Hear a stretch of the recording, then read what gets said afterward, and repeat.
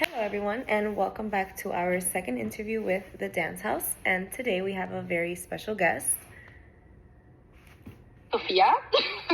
Sophia, tell us where you're from, how long you've been dancing. Tell me a little bit of everything about you. Okay, with pleasure. So my name is Sophia. I'm half German, half Moroccan. That's why it's like often a little difficult for people to guess. I'm dancing for I think it's 11 years now.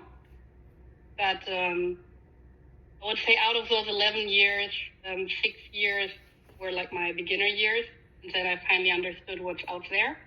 So the last 5 years were like a real exploration of the salsa world. And yeah, I mean, it's been a joyride the last 5 years. And I'm here for it. Okay.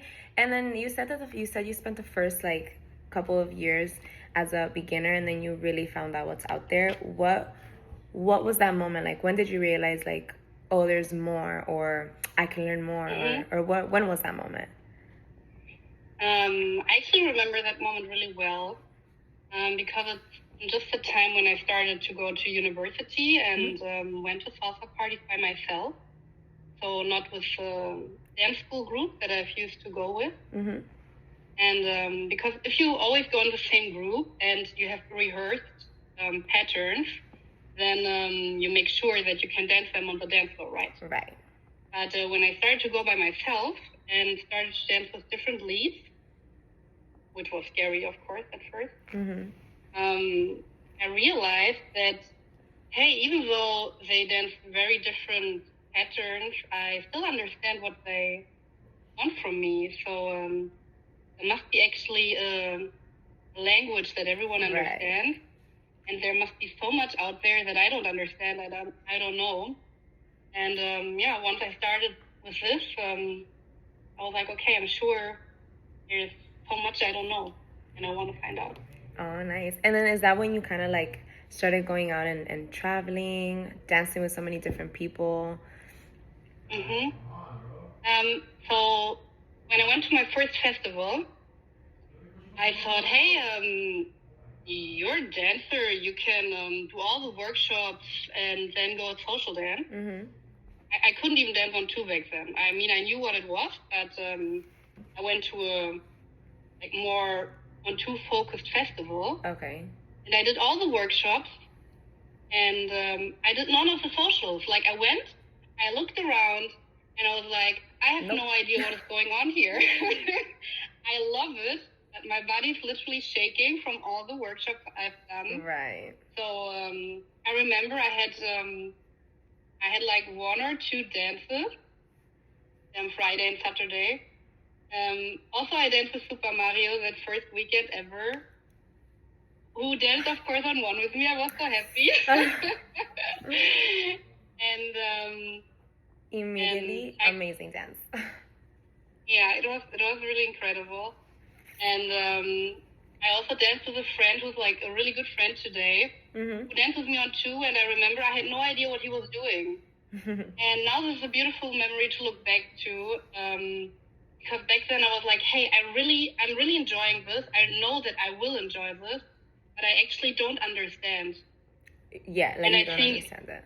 Yeah, and I think this was what motivated me so much to get more into the social dancing, because I knew this is what I'm passionate about, but I'm just not able to do it, to fulfill my own wishes. Right. And then in that same story, when you started to learn and you started to find out what was out there and everything, can you tell me what's one thing about social dancing that really just surprised you? It could be good or bad, but I just want to know what's one thing that you said that you weren't expecting out of social dancing when you finally really started to get into it. I think there's been many things. I think we social dancers love to make a whole science out of social dancing, right? But over the time, I think one thing that like the more comfortable I got and the more I could focus, I could put my focus differently and look on my own dance with a person from the outside. I understood how much the way that a person dances with you tells about their character, how they are as a person. Mm-hmm. So sometimes we dance with someone we don't even know, and we kind of get to know so much about them, which we maybe would have never even known through talking. Like, it shows such a vulnerable and intimate side of us. For sure. But I only understood this over time when I could focus on other things than just following. Right. And can you tell me what's one of those things that you focused on that wasn't just like following, like it was that extra thing that made you connect more or understand people more? Can you give me an example of what that would be? For example, how much space the lead gives you. How much, how dominant they are also in the dance. I mean, there are leads that really give you a lot of space to play, and others, they hate to lose control. I think this is one of the things. Also, and this is something I love in social dancing, which actually shows for me that you're a very advanced dancer, which is some leads make you wait. They don't rush into the next thing. They make you wait. Right. Like, okay, right. You're basic. I will like show you the next move when it comes. But, right. Don't rush somewhere. Yeah. I actually forgot the question. That's okay. I had asked you like no, I mean, but you answered it. You answered it pretty well. Like, as I had asked you, like, what was one of those things that you found out that you needed more, like that it wasn't just following, like what was that extra thing that made you connect more and stuff like that for social dancing. But I think you answered it pretty well. So well, you're good. Okay. So then you do travel quite a lot social dancing. I see you everywhere, which is really cool. And then I just want to ask you, like, with all this like traveling, you know, you dance with so many people, you meet so many people. So I want to know how you stay kind of like inspired or grounded in what you do, since you travel so much and you meet so many people and you dance with so many people. How do you always find a way to like connect with everyone in a special way? You know what I mean? Yeah. So how do you go about that? I love this question. Especially last year, I've been traveling a lot. And I think one thing that makes it easier for me to connect with dancers is that I actually genuinely also am interested in people, like in humans. Like, I'm like really genuinely interested. But I'm also interested in the dance. Like, okay, show me who you are. Right. So it's not only about the dancing; it's also about the unique character of everyone, and I'm very curious about learning in those few minutes who the other person is that I'm dancing with. So I think this inspires me on an emotional level. Right. I never get bored dancing with anyone. Also, that's why I'm dancing so much, often with the same person. Right. Like, I can dance over long streaks with one person and I don't get bored, because it's not about the patterns or how creative you are. It's like you learn something new about them every single time you dance with them. Yeah, or it's like you're having a very nice long conversation. Right. It doesn't need to be exciting all the time. Right. I mean, that's awesome. Like, it's sometimes it's really hard when you're dancing with so many people. Like, it starts becoming really just regular, you know what I mean? You start losing like the passion for it. But it's really cool that you connect like people's person with their dancing, and now it's like an experience every time. That's really cool. And I also love to pick up on their personality. I love to pick up on their dance style. Right. So I can discover myself also in a new way. I don't dance with every person the same way. I love to be like a chameleon, like, so show me what you like, what's your style, and I would love to like go with this. Right. Like kind of like imitate or like feed off of their whatever they're doing or their energy. Exactly, yeah. And that's super cool. That's really cool. And another thing is, because you asked me how I stay inspired. Yes. Last year, after I've been dancing, like, there was a time when I've been dancing a lot, and I mean, dancing, it's not only dancing, right? We're in the scene, and there's a lot of stuff happening, and not everything is good also. Right. So at some point, there were some things happening around me where I was like, this scene boring me? And then I had to think about, and I can recommend this to everyone who reaches that point, I had to think about why I even started. Right. Because, of course, there are also people who start because they're looking for community or they're looking for fun or whatever. Right. But I never started for this. I started because I love dancing. I love the music. Right. And I had to remind myself why you started. Why I started. I didn't go there to hang out with people or to go to party. It's for the dancing, and this is also why I close every social in the morning. Right. For the love, for the love of dancing. Yeah. Okay, and then you did touch upon the scene, like the dancing and the dance community as a whole. So I want to ask you, in the social dance community, what is one thing you think the social dance scene needs more of? And then what is one thing that we could do without?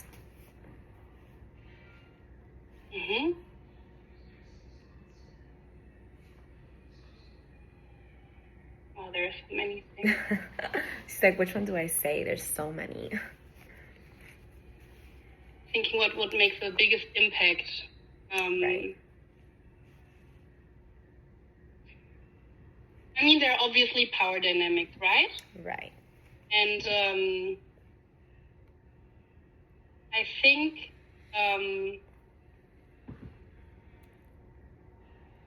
what the scene could live without, but it is part of the business, unfortunately. But what the scene could live without is that you have to be diplomatic in order to find your jobs and like not be in bad contact with specific organizers or with specific artists. Just for me, one big reason why I never why I'm still not giving 100% in this environment, why I do have a corporate job. Right. Because this gives me the freedom to say, hey, I actually don't want to work with you. Right. And I think the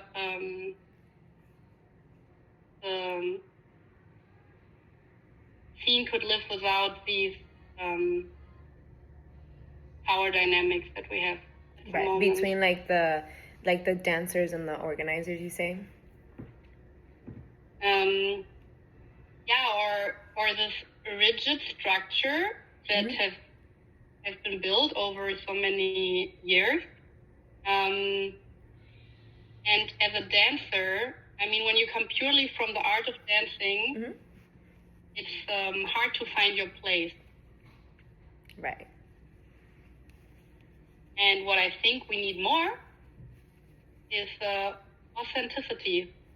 I agree. Did I say it correctly? 100%. Yes, 100%. It makes sense. But I think, again, this comes hand in hand with, like, as a dancer, you have pressure to find your place.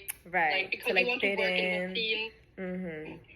And I feel like many people are afraid to just be themselves because they don't want to bother anyone or they don't want to fit into this. Yeah, they want to fit into this role of, this is how we think a successful dancer should look like. Right. But I actually enjoy watching and learning from the dancers who are a little different. Or who just allow them. It's not even about being different. It's about just being yourself. Just allowing yourself to enjoy the art the way you want it. Right, and not trying to be like everyone else that's around you just because you want to fit in or whatever. Yeah, and also not having the need to be I don't want to say don't be nice to everyone. I'm a big fan No, of being yeah, but polite and being nice. But not because you have to. It's okay to not get along with someone people. whose values you don't support. 100%. That's 100% true. Okay, and then with that, I am going to move on, and we're going to do these rapid fire questions. So it's only a couple questions, but you don't think too much about the answer, because you're going to be like, then I will definitely super think fast. too much. No, it's going to be super easy. It's nothing crazy, I promise. Are you ready? Okay. No. Salsa or bachata? Salsa. Would you rather do crazy spins or crazy partner work? Crazy partner work. Me too. Heels or flats? Heels. Me too. Favorite dance city? Sorry again? Your favorite dance city? That's a hard one. Just the city. Yes. I would say just the dance city for dance or for salsa. It's quick, whatever you want. Just whatever comes into your head. Paris. For why? For what? For everything. For everything. Everything the hardest. I've never been, but hopefully I'll go soon. We should. Okay, we are should you go together? We'll make the plans. Okay, perfect. Are you a morning person or a night person? A night person. Me too. Okay, and then my last question before we leave would be, what would you say to a beginner social dancer or someone who just started social dancing? What would be like your best piece of advice for them? Dance with as many people as possible. 100%. Be open. Learn your basics, girl or boy or whatever.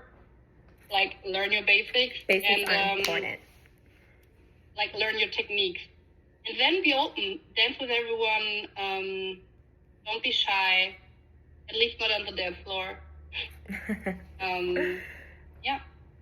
Awesome. Well, thank you so much, Sophia. This was so fun. You're so fun. And I hope we can see you soon. Thank you for doing this for us. And definitely join us again for our next interview. If you have any suggestions for who you would like to see, let us know. But thank you.